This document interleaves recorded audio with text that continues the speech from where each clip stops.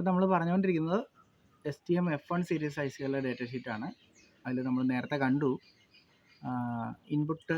ഇൻപുട്ടിന് കുറച്ച് ടൈപ്പ് ഉണ്ട്, ഔട്ട്പുട്ടിന് കുറച്ച് ടൈപ്പ് ഉണ്ടെന്നൊക്കെ കണ്ടു. അപ്പോൾ നമുക്ക് ഈ വീഡിയോയിൽ നമുക്ക് ഇൻപുട്ടിൻ്റെ ആദ്യത്തെ ടൈപ്പായ അനലോഗ്, അപ്പോൾ അനലോഗ് എങ്ങനെ കോൺഫിഗർ ചെയ്യുന്നത് നമുക്ക് നോക്കാം.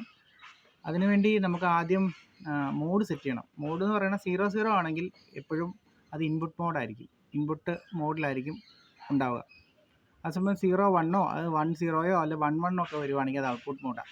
അത് കൺഫ്യൂഷനാണ്, ഡേറ്റ ഷീറ്റ് നോക്കുമ്പോൾ ചിലപ്പോൾ അത് മനസ്സിലാവത്തില്ല, അങ്ങനെ അവർ എഴുതി വെച്ചേക്കുന്നത്.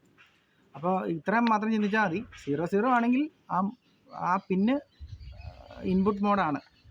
അപ്പോൾ ഇൻപുട്ട് മോഡ് എങ്ങനെയാണ്, ഇപ്പോൾ നമുക്കൊരു പിന്ന് കോൺഫിഗർ ചെയ്യുകയാണെന്നുണ്ടെങ്കിൽ ഞാൻ പറയാം. ഇപ്പം നമ്മൾ നേരത്തെ PC13 കണ്ടില്ലേ, അതുപോലെ തന്നെ നമുക്കിപ്പം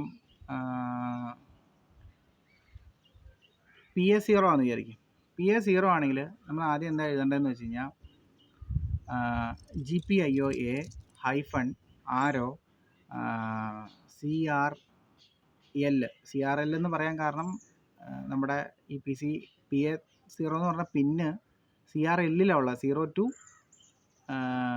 7 എന്ന് പറയുന്ന ആ ഒരു ബ്ലോക്കിനകത്താണ് ഉള്ളത്. മറ്റേത് നമ്മൾ PC13 പറഞ്ഞത് 8 to 15 ആയിരുന്നു, രണ്ടാമത്തെ ബ്ലോക്കിലാണ്. പക്ഷേ ഇത് ഒന്നാമത്തെ ബ്ലോക്കിലാണ്. അതുകൊണ്ട് ഇത് CRL-ആണ്. CRL bitwise and equal to tilde എന്ന് പറഞ്ഞാൽ അറിയാമല്ലോ, ഇങ്ങനെ ഒരു സാധനം ഉണ്ട്, അതാണ് ടിൽഡ് എന്ന് പറയുന്നത്.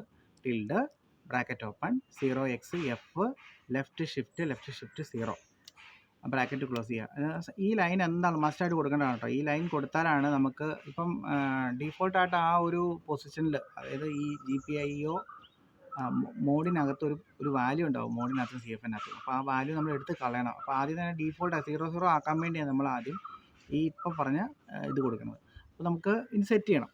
അടുത്ത് സെറ്റ് ചെയ്യണമെന്നുണ്ടെങ്കിൽ ഇത് സെറ്റ് ചെയ്യണ്ട, കാരണം ഇത് എന്താ പറയുക, 0th പൊസിഷനാണ്. 0th പൊസിഷനിൽ ഡീഫോൾട്ടായിട്ട് നമുക്ക് അവിടെ 0000 എന്ന് പറഞ്ഞാൽ, അതായത് മൊത്തം 0 ആയിട്ടുള്ള ഒരു വാല്യൂ അപ്ലൈ ചെയ്യണം. അപ്പോൾ നമ്മളിപ്പോൾ നിലവിൽ GPIO-A -RO CRL bitwise and equal to tilde bracket 0xF left shift 0 കൊടുത്തു കഴിഞ്ഞാൽ, അത് ബ്രാക്കറ്റ് ക്ലോസ് ചെയ്ത് സെമിക്കോളൻ കൊടുത്തു കഴിഞ്ഞാൽ അതിൻ്റെ അർത്ഥം ഈ പറയുന്ന പൊസിഷനിൽ 0 റൈറ്റ് ചെയ്തു എന്നാണ്.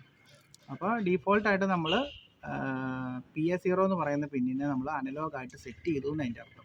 അടുത്ത വീഡിയോയിൽ നമുക്ക് എങ്ങനെയാണ് ഫ്ലോട്ടിങ് സെറ്റ് ചെയ്യുന്നതെന്ന് നോക്കാം.